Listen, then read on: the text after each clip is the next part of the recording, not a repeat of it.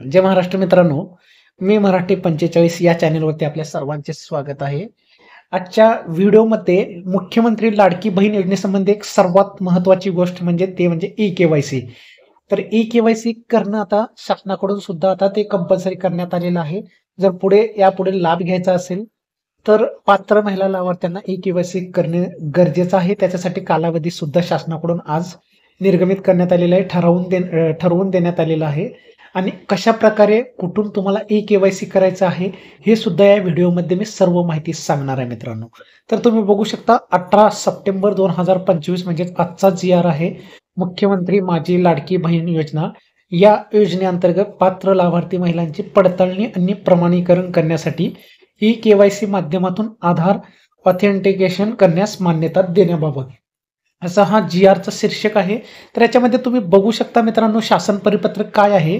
तर बघू शकता शासन परिपत्रकामध्ये मुख्यमंत्री माझी लाडकी बहीण या योजनेमधून आता ई-के-वाय-सी करण्यास शासनाची अंतिम मान्यता देण्यात आलेली आहे. आणि कुठून करायचं आहे, तर या जी-आरमध्ये तुम्हाला लिंक सुद्धा त्यांनी देण्यात आलेली आहे.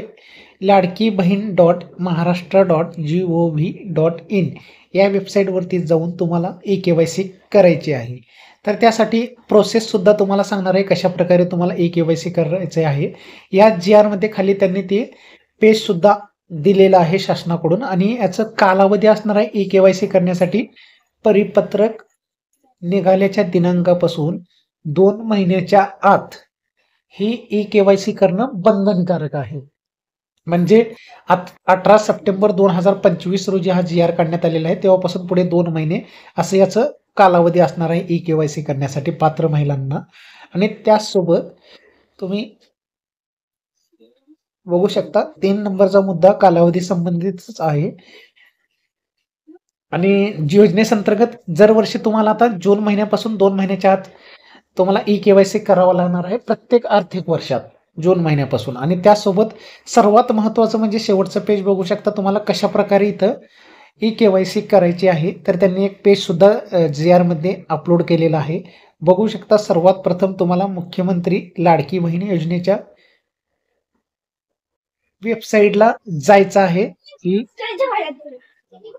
वेबसाईटवरती आल्यानंतर मित्रांनो त्यांनी मेन पेजलाच ई-के-वाय-सी बॅनर नावाचं एक ऑप्शन दिसणार आहे, जे आपण पुढे व्हिडिओ बनवणार आहोत की ई-के-वाय-सी कसं करायचं आहे. फक्त तुम्हाला आता जी-आर आज आलेला आहे त्याच्यानुसार माहिती देणार आहे नेमकं कशा प्रकारे ही प्रोसेस चालणार आहे ई-के-वाय-सीची वेबसाईटवर. वेबसाईटवर गेल्यानंतर ई-के-वाय-सी बॅनर दिसेल, त्यानंतर तुम्हाला तिथं क्लिक करायचं आहे. ई-के-वाय-सी बॅनरवरती ई-के-वाय-सी फॉर्म उघडेल. लाभार्थ्यांनी आधार क्रमांक व पडताळणी संकेतांक कोड म्हणजेच आधार क्रमांकाच्या नंतर खाली जो कॅप्चा असेल तो कॅप्चा भरून OTP तुम्हाला सेंड करायचा आहे. OTP भरल्यानंतर तुमची ई-के-वाय-सी तपासणीची प्रक्रिया पुढे चालू होईल. ई-के-वाय-सी आधीच पूर्ण झाली आहे किंवा नाही हे तुम्हाला स्टेटस तिथं समजेल. त्यानंतर जर झालेली असेल तर होईल, म्हणजे सक्सेसफुली ई-के-वाय-सी झालेली असं संदेश येईल. ई-के-वाय-सी आधीच पूर्ण झालेली आहे असा मेसेज येईल जर झालेली असेल. जर नसेल झाली तर आधार क्रमांकाचा तिथं आधार क्रमांक लाभार्थ्याच्या मंजुरी यादीत आहे की नाही तपासला जाईल. आणि जर आधार क्रमांक जर तिथं नसेल, लाभार्थी यादीत जर नसेल, तर आधार क्रमांक मुख्यमंत्री माझी लाडकी बहीण योजनेच्या पात्र यादीत नाही असा संदेश येईल. जर मंजुरी यादीच आधार क्रमांकाच्या लिस्टमध्ये जर आधार क्रमांक नंबर नसेल तुमचा जोडलेला, तर तुम्हाला असा मेसेज येणार आहे की आधार क्रमांक मुख्यमंत्री माझी लाडकी बहीण योजनेच्या पात्र यादीत नाहीये, तर असा मेसेज येईल. आणि जर आधार क्रमांक असेल तर त्याच्या खालीच मेसेज दिलेला आहे होय म्हणून. लाभार्थ्याच्या आधार लिंक मोबाईलवर डायरेक्ट OTP जाणार आहे जर लिंक असेल तर.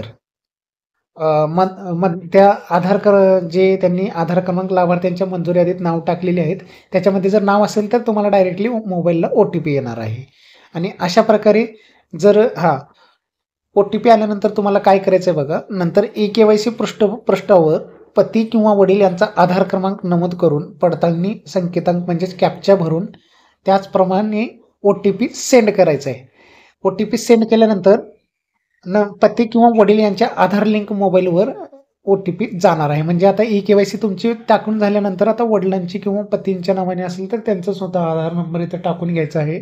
आणि पुढे त्याच्यावरती OTP जाणार आहे. OTP गेल्यानंतर तो सुद्धा OTP भरून सबमिट या ऑप्शनवरती क्लिक करायचं आहे तुम्हाला.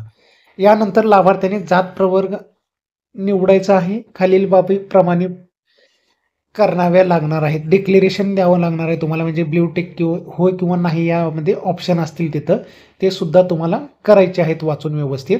माझ्या कुटुंबातील केवळ एक विवाहित आणि एक अविवाहित महिला लाभ घेत आहे, त्याच्यावरती होय किंवा नाही करू शकता, त्याप्रमाणे तुम्ही पात्र आहात त्याप्रमाणे. आणि हे प्रोसेस झाल्यानंतर शेवटला सबमिट हे ऑप्शन असणार आहे. सबमिट या ऑप्शनवरती क्लिक करून तुम्हाला KYCची प्रक्रिया पूर्ण करायची आहे. अशा प्रकारे पुढे एक व्हिडिओ घेऊन येणारच आहोत आपण व्हिडिओ चॅनल मार्फत.